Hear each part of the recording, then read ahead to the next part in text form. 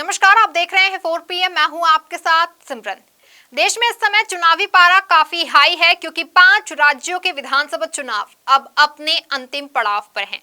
5 में से 4 राज्यों में चुनाव हो चुके हैं और एक दिन बाद यानी 30 नवंबर को तेलंगाना में भी मतदान हो जाएगा, जिसके बाद सभी को इंतजार रहेगा तो 3 दिसंबर का, जिस दिन इन सभी 5 राज्यों के परिणाम घोषित किए जाएंगे।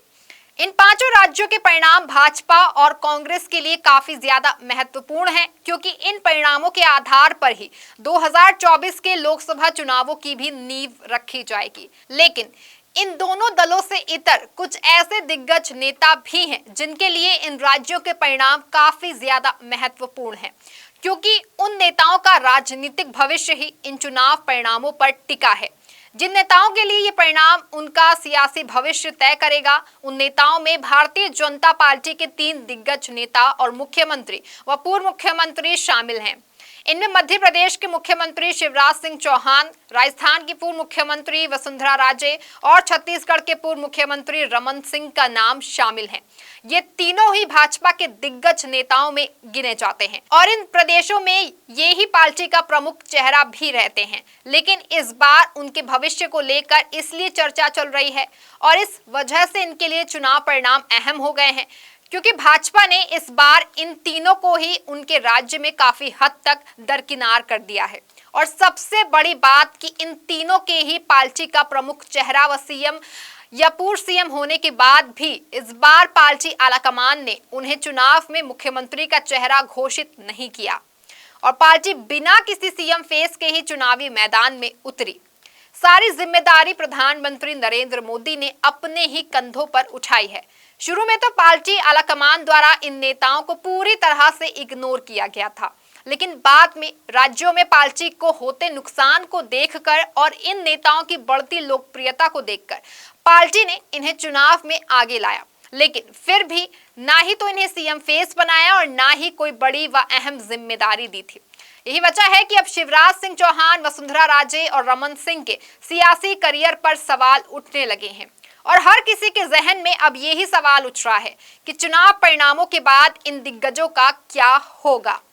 मध्य प्रदेश, राजस्थान और छत्तीसगढ़ के इन दिग्गजों के भविष्य पर सवाल इसलिए भी उठ रहे हैं क्योंकि भाजपा आलाकमान का संदेश बिल्कुल साफ है कि इन राज्यों में पार्टी को अब नया नेतृत्व चाहिए और इन बड़े नेताओं का समय खत्म हो चुका है। चुनाव के दौरान पार्टी ने जो सामूहिक नेतृत्व पर जोर डाला है उसका मतलब भी यही था। हालांकि पार्टी ने ये तो तय कर लिया है कि उन्हें नया नेतृत्व चाहिए और इन नेताओं का समय पूरा हो चुका है, लेकिन क्या इन दिग्गज नेताओं ने भी ये मान लिया है कि उनका सियासी सफर बस यहीं तक था? क्या ये दिग्गज इस बात को मानने को तैयार होंगे कि इनका राजनीतिक वर्चस्व का समय खत्म हो गया है और अब उन्हें रिटायरमेंट की तैयारी करनी चाहिए? हालांकि इस चुनाव में इन नेताओं की सक्रियता और पार्टी द्वारा नजरअंदाज करने पर उनकी नाराजगी ही ये दर्शाती है कि ये नेता इस बात को मानने को बिल्कुल भी तैयार नहीं नजर आ रहे हैं।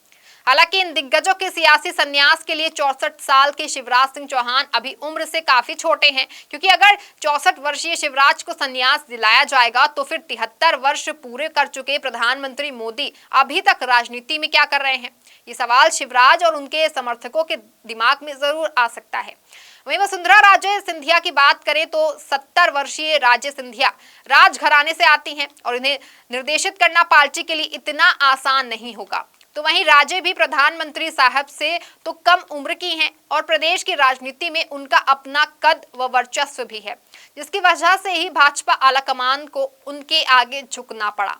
हालांकि इन दोनों दिग्गजों से इतर 71 वर्षीय रमन सिंह इन संभावनाओं के प्रति निर्विकार दिखते हैं, लेकिन उनका संभाव का प्रदर्शन भ्रामक हो सकता है। हालांकि इन सबसे अलग एक सवाल ये भी उठता है कि अगर भाजपा अपने राज्यों में शानदार जीत दर्ज करती है तो इनके पास आलाकमान की इच्छा को मानने और उन्हें फिर से एक नई जिम्मेदारी और पोस्ट की उम्मीद करने के अलावा कोई विकल्प नहीं होगा।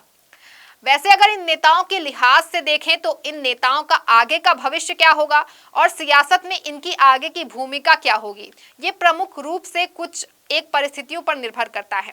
सबसे पहली परिस्थिति, अगर भाजपा इन राज्यों में मामूली अंतर से जीतती है या फिर खंडित जनादेश आता है तो इन दिग्गजों के लिए ये सबसे अच्छी स्थिति होगी, क्योंकि ऐसी परिस्थिति में भाजपा को सरकार बनाने और चलाने के लिए इन दिग्गजों का सहारा लेना पड़ेगा। ऐसे हालात में स्थिति सरकार प्रदान करने के लिए पार्टी के पास किसी भी राज्य में कोई दूसरा नेता नहीं है।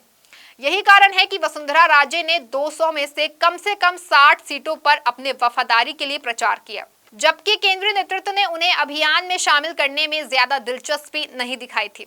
वहीं इन दिग्गजों के भविष्य के लिए दूसरी परिस्थितियां ये हो सकती हैं कि इन चुनावों में भाजपा को हार मिली, जी हां, जिससे ज्यादा पार्टी की हार इन दिग्गज नेताओं के सियासी भविष्य के लिए संजीवनी बन सकती है, क्योंकि पार्टी के हार वाले नेताओं से साबित करेंगे कि पार्टी आलाकमान द्वारा इन दिग्गजों की अनदेखी करना पार्टी को भारी पड़ गया और आलाकमान ने सामूहिक नेतृत्व के नारे को लेकर इन दिग्गजों को कमजोर करके बड़ी भूल की है। क्योंकि ऐसी परिस्थिति में भाजपा का केंद्रीय नेतृत्व उन्हें शांत करने और पुरस्कृत करने के लिए आगे आएगा, क्योंकि कुछ ऐसी ही परिस्थिति का सामना भाजपा को कर्नाटक में भी करना पड़ गया था। वहां भाजपा आलाकमान ने पहले बीएस येदियुरप्पा को मुख्यमंत्री पद छोड़ने के लिए मजबूर किया और फिर विधानसभा चुनाव में भाजपा को झटका लगने तक उन्हें कमजोर करते रहे। लेकिन बाद में विधानसभा चुनावों में मिली हार के नतीजों से चिंतित होकर भाजपा आलाकमान ने उनके बेटे विजेंद्र को पार्टी की राज्य इकाई का प्रमुख और उनके वफादार आर अशोक को विधानसभा में विपक्ष के नेता नियुक्त करके येदियुरप्पा को खुश करने की कोशिश की है। कर्नाटक के घटनाक्रम को वसुंधरा, शिवराज और रमन सिंह ने काफी उत्सुकता से देखा होगा। वहीं अगर भाजपा आलाकमान के विकल्पों पर नजर डाले तो बेशक इन राज्यों में शानदार जीत उन्हें नेतृत्व में पीढ़ीगत बदलाव के लिए समक्ष जाएगी। लेकिन अगर पार्टी हार जाती है या त्रिशंकु सदन होता है तो क्या होगा? कर्नाटक की स्थिति अलग थी। दक्षिण राज्य में भाजपा का मुख्य आधार बीएसवाई या फिर लिंगायत वोट बैंक रहा है, जिस पर उनका नियंत्रण है। अगर पिछले रिकॉर्ड पर नजर डालें तो कई भाजपा नेता जो सोचते थे कि वे पार्टी से बड़े हो गए हैं, जैसे कि कल्याण सिंह और उमा भारती, उन्हें मुंह की खानी पड़ी। इस बीच येदियुरप्पा एकमात्र ऐसे नेता रहे जिन्होंने बगावत के बाद विधानसभा चुनाव में भाजपा की हार सुनिश्चित तय की थी। यही कारण रहा कि पार्टी के पीएम उम्मीदवार बनने के बाद प्रधानमंत्री नरेंद्र मोदी तुरंत उन तक पहुंचे और उन्हें पार्टी में वापस लाए। इस बीच एक सवाल ये भी पैदा होता है कि अगर विधानसभा चुनावों के नतीजे उनकी उम्मीदों के मुताबिक नहीं रहे तो क्या मोदी और अमित शाह भी शिवराज, वसुंधरा और रमन सिंह को उसी तरह मनाने की पूरी कोशिश करेंगे?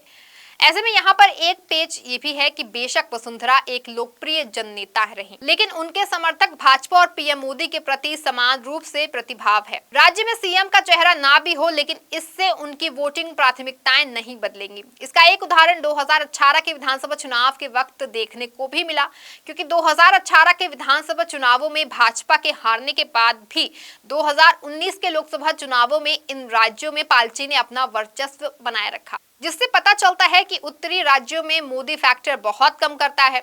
इसके अलावा भले ही उत्तरी राज्यों में बड़े जन नेता उभरे, लेकिन वे पार्टी से आगे नहीं बढ़ पाए। इसके अलावा राजस्थान में भैरों सिंह शेखावत दशकों तक जनसंघ और बीजेपी का चेहरा रहे।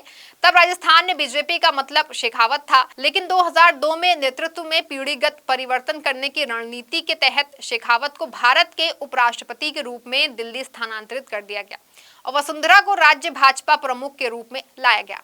2003 में उन्होंने भाजपा को पहली बार विधानसभा में अपने दम पर बहुमत हासिल करने में मदद की।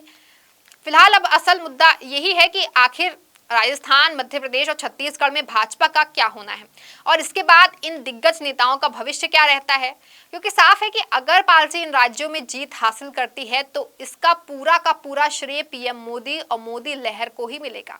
ऐसे में सवाल ये है कि उस जीत के बाद इन दिग्गजों का क्या होगा, क्योंकि काफी मुश्किल है कि उस जीत के बाद इन नेताओं को वहां सीएम की कुर्सी दी जाए और इसके अलावा के जो अन्य विकल्प हैं उन पर इन नेताओं में से कौन राजी हो सकता है।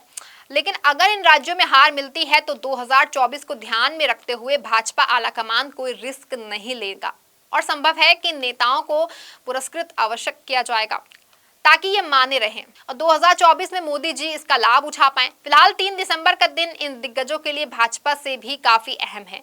अब देखना होगा कि 3 दिसंबर इन नेताओं के लिए कैसा साबित होता है। इस खबर में आपके लिए बस इतना ही। आप देखते रहें 4PM। धन्यवाद।